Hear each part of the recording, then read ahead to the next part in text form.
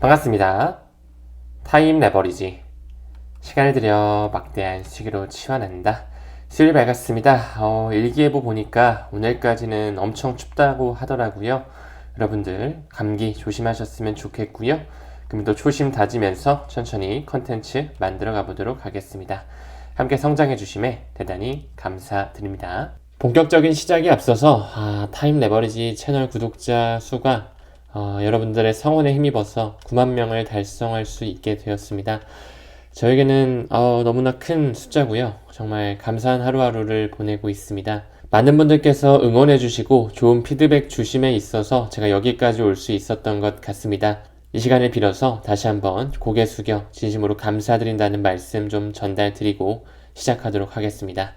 진심으로 고맙습니다. 네, 그럼 천천히 좀 들어가 볼까요? 이번에 OECD에서 나온 올해 한국 성장률 전망치를 보니까 2.1%에서 1.5%로 대폭 하향 조정을 하고 있습니다. 사실 현재 트럼프발 관세 전쟁으로서 굉장히 매크로 경제에 대한 불확실성이 대두되고 있는데요. 타격을 직접적으로 받은 멕시코와 캐나다를 제외하면 주요국 중에서 사실 한국의 하락폭이 매우 큰 것으로 보여지고 있습니다. 앞으로 도널드 트럼프 행정부의 무역 장벽 확대 정책에 있어서 우리 한국이 조금 더 취약할 수 있다라는 그런 우려가 반영된 것 같은데요. 그렇다 보니까 요즘에 한국 경기가 굉장히 어렵습니다. 아마 여러분들께서도 충분히 느끼고 계실 거라고 생각이 드는데요. 자영업자들 특히나 장사가 이렇게 힘든 적이 없었다.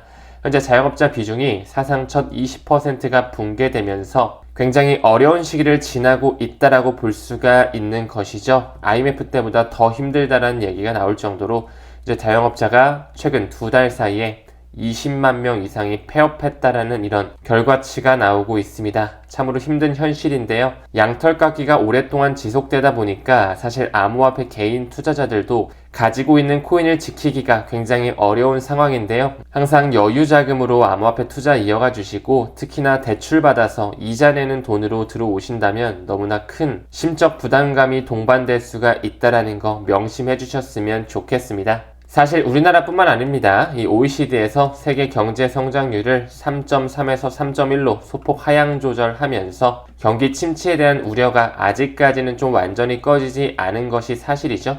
그렇다 보니 크립토컨트의 주기영 대표 역시 어제 나왔던 기사인데요. 비트코인 강세 사이클은 이미 끝났다. 앞으로 6개월, 1년 동안은 약세 또는 횡보가 지속될 것으로 예상하고 있습니다. 지금 현 상황에서 이런 기사를 보게 되면 개인의 투심 자체가 약화될 수밖에 없겠죠. 하지만 그 기관들, 세력들은 지금 개인들이 던지고 있는 물량을 모두 다 받아먹고 있으며 뒤에서는 금리 인하, 글로벌 유동성 장세를 준비하고 있고 암호화폐에 대한 법과 제도, 기틀을 마련하고 있다라고 말씀을 드렸습니다. 그 부분 일환으로 제미나이 거래소에 모건 스탠리 출신의 CFO, 재무 책임자죠. 이 댄첸을 임명하겠다고 영입 발표를 한 바 있습니다. 우리가 이런 움직임도 한번 면밀히 생각해 볼 필요가 있겠죠. 그 모건 스탠리 출신의 댄첸이라고 하는 CFO가 왜 제미나이 거래소로 이직을 하고 있을까요? 또한 미국의 대형 거래소로 손꼽히는 제미네라든지 크라켄이라든지 이토로, 서클도 마찬가지고 리플도 있죠. 왜 계속 IPO에 대해서 비밀리에 신청하고 준비하는 모습이 보여지고 있는지 그들은 하락장에서 기업 공개를 절대 하지 않을 것입니다. 이 모건 스탠리 하니까 또 한 명의 인물이 떠오르는데요. 과거 모건 스탠리의 투자 부문의 부사장까지 역임했었던 린다 존스가 있었죠. 그는 과거에 현재 리플을 구매하지 않으면 후회할 것이다.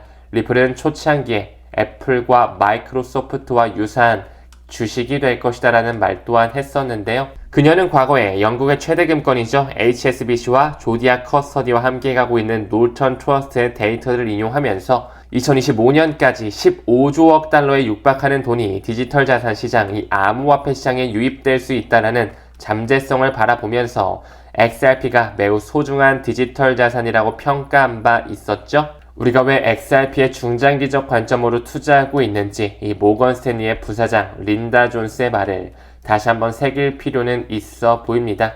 또한 가격이 굉장히 지지부진하고 경기 침체 이슈, 시즌 종료에 대한 우려가 확산되고 있지만 트럼프 일가가 이끌고 있는 월드 리버티 파이낸셜은 지속적으로 암호화폐 추가 매수를 진행하고 있습니다. MNT뿐만 아니라 이 아발란체 또한 공격적으로 매수하면서 최근에 362만 달러 규모의 테더 USDT를 특정 주소로 이체한 이후에 코인을 사들이고 있다라는 거. 얼마 전에는 알트코인의 대장 이더리움에 대한 물량을 3배 이상 늘린 바 있었죠. 지금 현재 도널드 트럼프 일가가 이끌고 있는 월드 리버티 파이낸셜 굉장히 큰 포션의 이더리움을 담고 있다라는 거. 우리만 물린 게 아니라고 말씀을 드렸습니다. 그 트럼프 일가도 월드 리버티 파이낸셜도 크게 물려 있다라는 거. 자그마치 1억 1천만 달러 이상을 손실보고 있습니다. 그럼에도 불구하고 왜 계속 모아가고 있는지에 대해 생각해 본다면 기관들, 세력들이 끌어올리는 장세는 반드시 연출될 것이라 보여집니다. 또한 지지부진한 시장 환경 속에서도 토큰화된 미 국채 시장은 지속적으로 확장되고 있거든요. 사상 최고치를 경신하면서 46억 달러가 돌파되고 있습니다. 또한 3월 13일을 기준으로 이 블랙록과 함께 가는 비들 펀드 시큐리타이즈는 이 RWA 실물 자산 토큰화 섹터에서 10억 달러를 돌파하고 있다는 거, 이미 온도 파이낸스와 XRP 레저가 손잡고 있다는 걸 말씀을 드렸죠. 결국에는 모든 자산군이 토큰화될 수밖에 없는 시장은 올 수밖에 없습니다. 이 블랙록이 뛰어들었기 때문이다라고 해도 과언이 아니라고 말씀을 드려왔죠. 지금까지 SEC를 상대로 576건을 신청해 한 건 빼고 모두 다 승인을 받았다라는 거, 99.83%의 승률로서 블랙록이 신청하고 움직이게 되면 그렇게 된다라고 봐도 되겠죠. 그렇기 때문에 이 블랙록의 XRP 현물 ETF 신청 또한 우리가 기다리고 있는 중요한 모멘텀이라는 걸 말씀드리고 있죠. 이 블랙록의 CEO 레리 핑크가 이제는 암호화폐에 대해서 신뢰를 바라보고 있으며 자산 토큰화 RWA에 대한 승인을 촉구하고 있다라는 거. 또한 과거에 블랙록 CEO 레리 핑크는 비트코인에 대해서 폰지 사기다, 내재적 가치가 없다라고 언급한 바 있었는데요. 이제는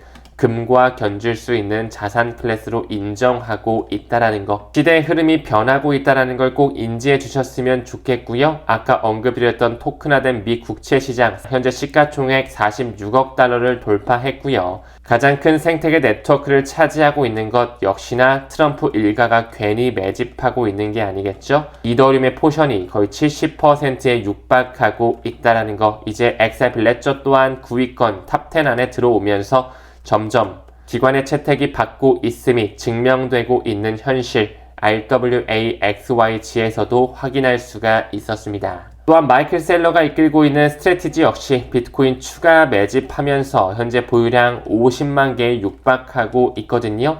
왜 그들은 이렇게 가격 하락 속에서 지지부진한 흐름 속에서도 꾸준하게 매입하고 있는지. 이번에 약 1070만 달러를 투입해서 비트코인을 매입했고요. 이제 조만간 스트래티지가 보유하고 있는 물량 비트코인 50만 개가 넘어갈 수 있는 시기 또한 머지 않았다라고 생각이 드네요. 현재 비트코인을 기준으로 시가총액을 미뤄 보았을 때 얼마나 정상 가격에 비해 저평가 혹은 과대평가되어 있는지 알 수 있는 지표죠. MVRV 지표 역시 아직까지는 1에서 2 정도 사이에 있다라는 거. 항상 MVRV G스코어 지표가 6에서 8 정도까지 피크치를 보여줬을 때 고점을 경신해 왔다라는 거. 아직까지는 올라갈 수 있는 여력 충분히 남아있다라고 생각할 수 있고요.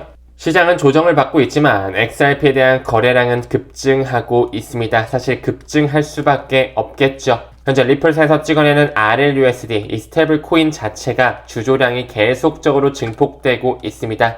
얼마 전까지만 하더라도 1억 2천만 개가 돌파가 됐는데 지금 현재를 봤을 때 거의 1억 7천만 개에 육박하고 있는 발행량, 공급량을 보여주고 있다. 이 1억 7천만 개의 공급량에 도달할 때까지 시간을 봤을 때 이 테더 USDT는 9개월 정도가 걸렸다면 리플사에서 찍어내는 RLUSD 같은 경우는 공급 6주 만에 이 이상을 보여주고 있다. 매우 빠르게 성장하고 있기 때문에 XRP에 대한 거래량 또한 증폭될 수밖에 없겠죠. 또한 최근에 리플사는 리플 커스터디에 대한 상표를 출원하면서 이제 전통금융권과 콜라보레이션이 되며 이제 해당 분야로 브랜드가 확장될 것이 눈에 보여지고 있거든요. 왜 그들이 메타코와 스탠다드 커스터디를 인수하면서 리플 커스터디로 완전히 리브랜딩을 했는지, 리플 커스터디에 대한 본격적인 상표 출원을 하면서 저스티아 트레이드 마크에도 올라와지고 있습니다. 이제 완전히 전통 금융권에서 암호화폐를 받아들일 수 있게끔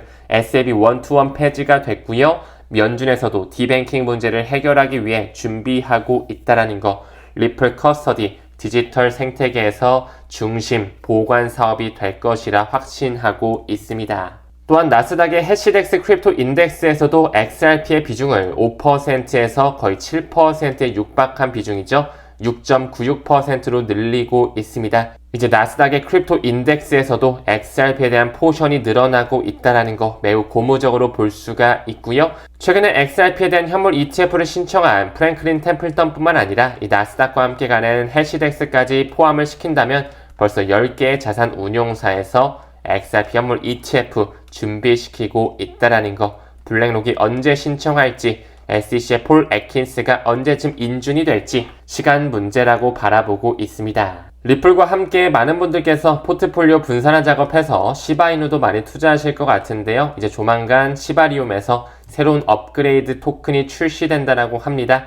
이번 업그레이드에서는 이 간소화된 토큰 생성 도구가 제공되는 것 굉장히 긍정적으로 바라볼 수 있을 것 같은데요. 늘 말씀드리지만 도지코인과 시바이누 그리고 페페라든지 봉크 정도까지는 우리가 좀 눈여겨볼 수 있는 밈코인 섹터의 대표격이다라는 거 다시 한번 말씀드리고요. 한 분석가의 말처럼 지금 이 수준에서 코인을 판매하는 것, 특히 XRP를 판매하는 것은 역사상 가장 큰 재정적 실수가 될 수 있다라는 거. 소송에 대한 마무리와 블랙록의 ETF 신청 모멘텀이 다가온다면 어디까지 오르게 될지 이번 1년 정도의 사이클 굉장히 중요한 시점이 될 거라고 생각이 됩니다.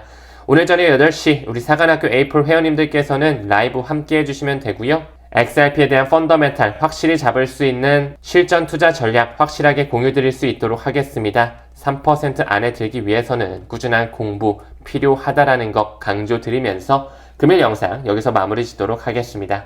오늘도 끝까지 시청해주시면 대단히 감사드리고요. 건강한 하루 보내시길 바라겠습니다. 우리는 모든 면에서 점점 더 좋아지고 있습니다.